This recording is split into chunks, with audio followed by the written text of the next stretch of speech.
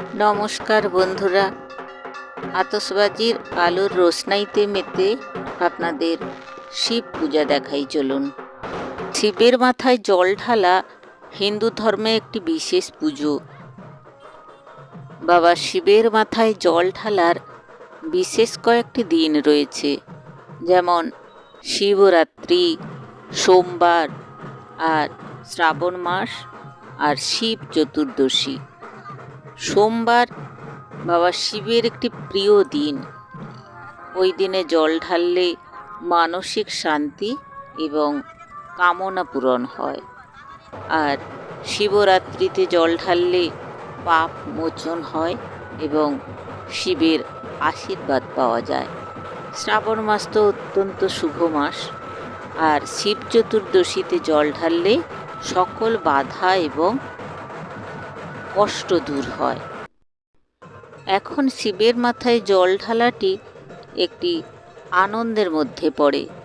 বাচ্চা থেকে বুড়ো সকলেই মহা আনন্দে নাচতে নাচতে দূরে কোথাও জল নিয়ে এসে নিকটবর্তী শিবালয়ের মন্দিরে শিবের মাথায় জল ঢালে। শেতলা মন্দিরের কাছে একটি বড় পুকুর রয়েছে, যেখানে সব ভক্তরা বাবার মাথায় জল ঢালার জন্যে জল ভরতে এসছে। সব লাইন বেঁধে, বিরাট লাইন, সবাই আনন্দে নাচতে নাচতে জল ভরতে এসছে। দেবাদিদেব মহাদেবকে প্রসন্ন করতে তার মাথায় গঙ্গা জল দেওয়া হয় এবং পঞ্চামৃত ঢালা হয়। পঞ্চামৃত দুগ্ধ, দধি, ঘৃত, মধু এবং চন্দন দিয়ে অভিষেক করা হয়। কাছেই রয়েছে দুর্গা মন্দির।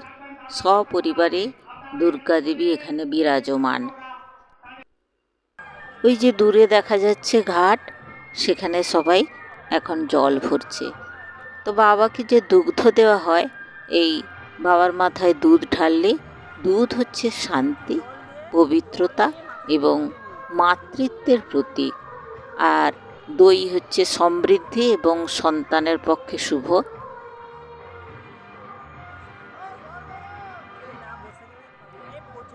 ঘি স্বাস্থ্য এবং পবিত্রতার প্রতীক।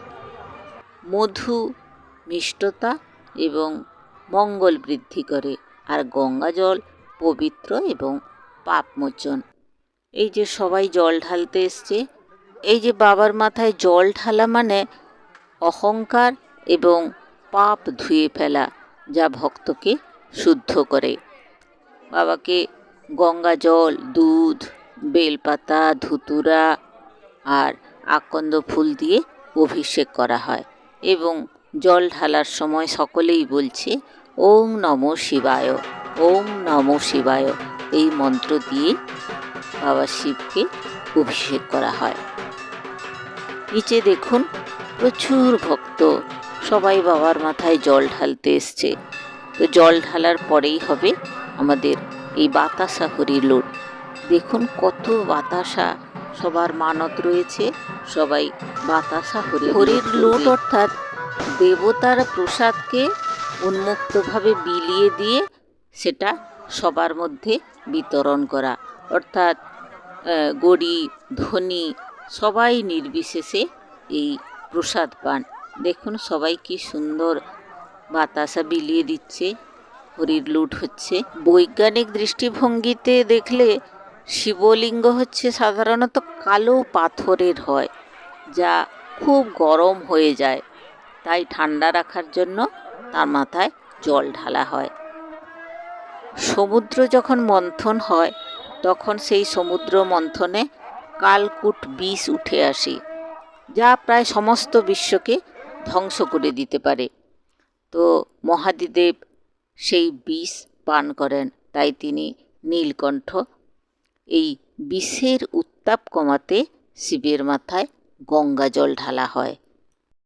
কাছেই রয়েছে বিশাল মিষ্টির দোকান। এই যে দেখুন কেমন বোঁদে ভাজা হচ্ছে ওখানে। তো ঠাকুরকে সবাই এখান থেকে মিষ্টি নিয়ে ঠাকুরকে নিবেদন করছে। রাজা ভগীরথের তপস্যার ফলে গঙ্গা দেবী স্বর্গ থেকে পৃথিবীতে নামতে রাজি হন, কিন্তু তার যে এই জলের প্রাবল্য সেটি সামলানোর ক্ষমতা শুধুমাত্র শিবের। তাই শিব তার জটায় গঙ্গাকে আটকে পৃথিবীকে শান্তভাবে প্রবাহিত করেন। এটা চলছে মহোৎসবের খাওয়া। সবাই মহা আনন্দে প্রসাদ ভক্ষণ করছে। তো এই জল ঢালার মাধ্যমে শিব এবং গঙ্গার মিলনকে স্মরণ করা হয়। হর হর মহাদেব, হর হর মহাদেব, হর হর মহাদেব। আমার ভিডিওটা আজ এই পর্যন্ত। আপনারা শিব পুজো করুন, ভালো থাকুন, সুস্থ থাকুন এবং সাবস্ক্রাইব করে আমার পাশে থাকুন। ধন্যবাদ।